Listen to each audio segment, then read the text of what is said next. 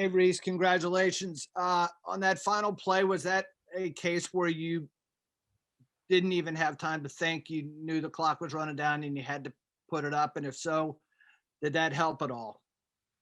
Um, I could say it kind of helped, but just knowing that my teammates believed in me, that's what really helped. They just saying the whole game, keep shooting, keep playmaking, just be yourself. So a lot of their confident, their speeches and just keep trying to make me confident. That really helped me too.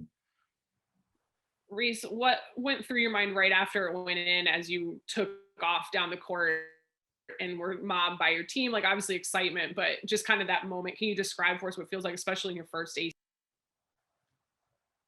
It's crazy, that was my first ever like game winner, walk-off game winner. So just hitting one of those for my team just it meant a lot. So it was a whole lot of excitement, just a lot of energy that just came over me. So, and a lot of joy. So that's what I could say I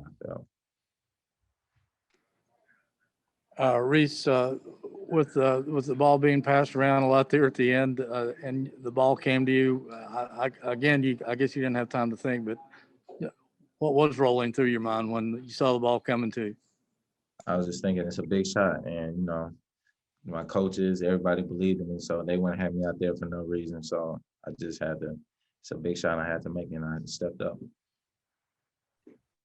Next, we'll have Gene Wong, Bennett Conlon, and Mike Barber. Yeah, Reese, after missing your first 5 field goal attempts before that one, kind of what do you say to yourself to keep yourself mentally focused and ready to know that if you're going to be the guy in the situation that you're going to make that last shot? Just keep going and keep staying confident. You can't hit every shot, so just I had to play through the mistakes that I made, the turnovers that I had. So just staying focused and being ready to step up. Thank you.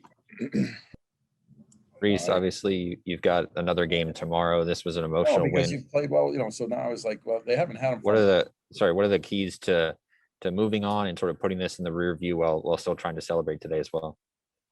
This is a big tournament for us and a big step for our team. So we just got to take each game at a time and just try to get ready for the next one. So, each game is going to be a dogfight from here on out for the rest of the season. So we just got to be prepared, just be ready to play basketball. Reese, this has obviously been an incredibly emotional season. I can't even imagine for you. Coach Bennett mentioned your mom being here at the game. What did that mean to have her here and to hit a shot like that with her in the stands? It meant a lot. Just, she travels. She tries to be at every game I have. I know she works a lot. So just her being here meant a lot for me because she supported me through and through since the beginning. So having her here meant a lot. Just for her to see that in person, it meant a lot. Thank you. Okay, we'll go Aaron McFarling, Andrew Crane, and Patrick Gunn. Hey, Reese, you said you'd never hit a walk-off before. I mean, before this game, what was the most impactful shot or most memorable shot of your career, high school or here? I know my junior year in high school, we were playing our rival school, a big game, kind of sellout. And we were down, I think we're down 2. And so I hit a clutch layup just to go to overtime. So other than that, that was probably my biggest shot I ever hit. Is this the kind of thing you dream about, I guess, when you're sitting at home in your dorm or whatever? Yeah, kind of. Me and one of my teammates agreed. We just talked about it, actually like the other day when we seen the Notre Dame. Yeah, when we see the Notre Dame shot. So we were just thinking like, what if you were in that situation? So it was just crazy that it happened like in the same tournament. So. Hey, Reese, wanted to ask a quick defensive question. After Buddy scored the amount he did yesterday, was there anything you guys wanted to do specifically covering him today? And did you have to adjust it all when he got going a little bit there? Yeah, he's a great player. So we just try to run him off his shot because he's a great shooter, but just doing what we usually do is on ball in the gap, helping each other and just playing the defense that we know how to play. So he got going today. He hit some tough shots. So we just try to contest everything and, stick to our regular defense. That's what March is. I think once you hit March and tournament time, you never know what can happen. And that was one of these games where, both teams, we're playing for a lot. And Reese made a huge shot at the end, and Syracuse played well all game. They gave us trouble. So, but glad to come on top and refocus for tomorrow. Yeah, Sam, going off of that, I wanted to ask, you've talked about moving on from losses before. What are the challenges of moving on from an emotional win? How quickly do you guys put that in the past and look forward to tomorrow? Well, in this tournament setting, you got to move on pretty quickly because we got a game tomorrow against either Georgia Tech or Miami, I think. So two good teams. Obviously, enjoy this win for sure where we advanced, but definitely got to refocus and get ready for tomorrow. Hey, Sam, Raphael from a 3-point conversion. Great win tonight. Sam, I don't know if you were aware of what happened with Duke, where they had to withdraw because of someone tested positive. But in saying that, how proud of you of not just yourself, but your team in general to play in a game like this, dealing with these type of situations with pandemic and being able to focus, you have to get tested before and after the game and still be able, like I said, to focus and come up with a big win tonight or today.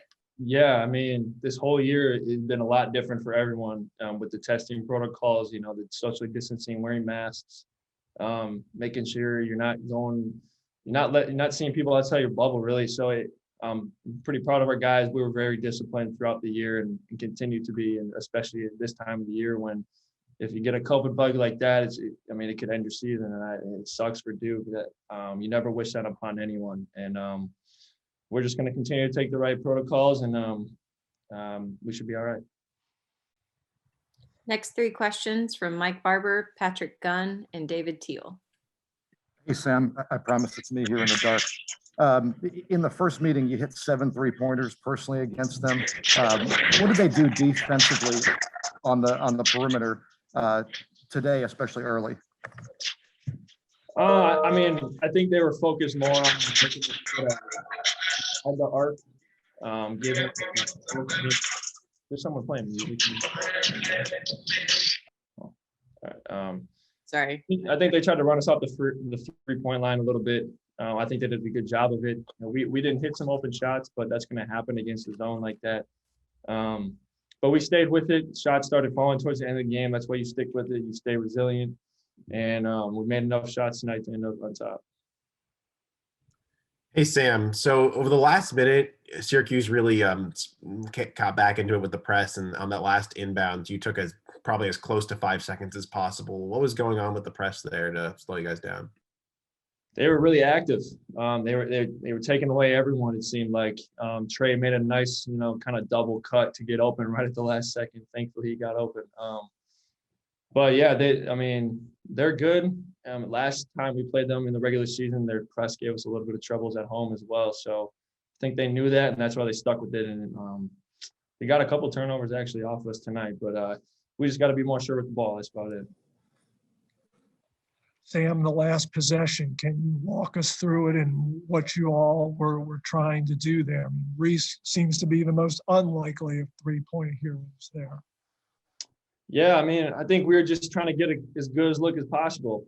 And Reese got a really, really good look. And we're going to tell anyone on our team to shoot that if they're open, especially given circumstances. So I think they were trying to key on Trey because he hit a couple in the last couple minutes. I think they keyed on me a little bit. And I think that opened up the middle for we to get in there and make the right play. And he showed his poise by being able to kick it out and right into the shot pocket for Reese to make a rhythm 3. And couldn't have came at a better time. Next 3, Preston Willett, Jerry Ratcliffe, and Caroline Darny. Hey, Sam, you talked about Reese. He was 0 for 5 before that. A lot of teams have dared him to shoot this season. Just kind of, what is it like to see one good like that go down for him? Yeah, I think it could be a confidence booster for him. We all have confidence in him. Every time he's open, we're telling him to shoot. And if they're not going in, we're still going to tell him to shoot if he's open because we have that much confidence in him. And if you keep shooting, they're eventually going to fall. And that one fell. He stuck with it. He knew he had to shoot it. He was open. He shot it in rhythm. He's one of those kids that just keeps coming back. If he gets knocked down, he keeps getting up. So he's a great player. Happy for Reese and happy we're moving on. Sam, what did Tony tell you guys in the locker room after the game? I was happy that, we got the win. Obviously, we got to clean up our rebounding and some transition defensive little things like that. So we'll watch the film tonight. We'll learn from it and move on because we got a game tomorrow. Sam, you had your arms up as Reese let it go. Did it look like a good shot to you? Did you know it was going in? And if someone's struggling in a slump like that, can one of those, you literally don't have time to think about shooting, you just have to let it go, can that help in that type of situation? I was kind of on the top of the key, so I didn't have a really good angle at it, but it looked good off his hand. And I'm always hopeful, so I put my arms in the air and it went in. But I think, to your point, I think it definitely could be part of, he had to shoot it. He didn't have time to think about it. And I think for shooters, sometimes that's even better when you just shoot it and not thinking about it.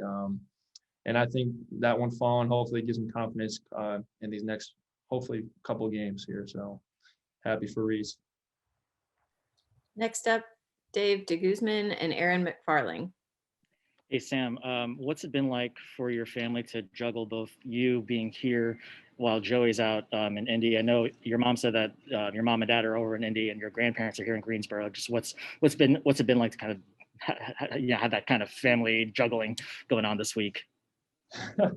Yeah, they weren't even sure which tournament they were going to go to, or if they were going to split up and one go to one and one to go to the other. But they're in Indy right now.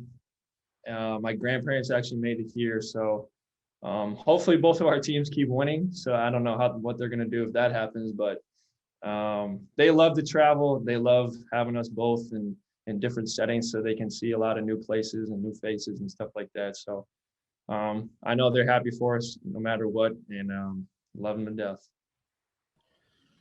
Hey, Sam, I know you talked before the tournament about wanting to come to this program to be a part of moments like this. When Reese's shot goes through the basket, describe what happened to you after that. I mean, I know you guys all ran to the corner, but your emotions, your feelings, your experience there. I mean, whenever someone hits a game winner, you just go crazy. You don't really know what you're doing. You can't really control your excitement. So we kind of dogpiled on Reese a little bit, rightfully so. But happy for him, and yeah, time to move on to the next game though. Thanks, man. All right, Box says I got one more. All right, one more for Sam. We'll take from Bennett Conlon. Sam, the defense seemed to struggle a little bit in the first half, but then in the second half, especially the early stages, it really stepped up. Was there anything adjustment-wise that changed there? Why did the defense seem to perform much better in the early stages of the second half? Yeah, well, kind of like what I said earlier, our rebounding was poor on the defensive end in the first half, and they were getting second chance points a lot, getting kick out threes. Our transition D was a little sloppy. Buddy Boeheim, he got going. He stayed hot like he did in the game before. So we tried to clean those up as best we could and try to limit them to just one shot on the defensive end. I think we did a better job of that, and that's ultimately what got us back in the game.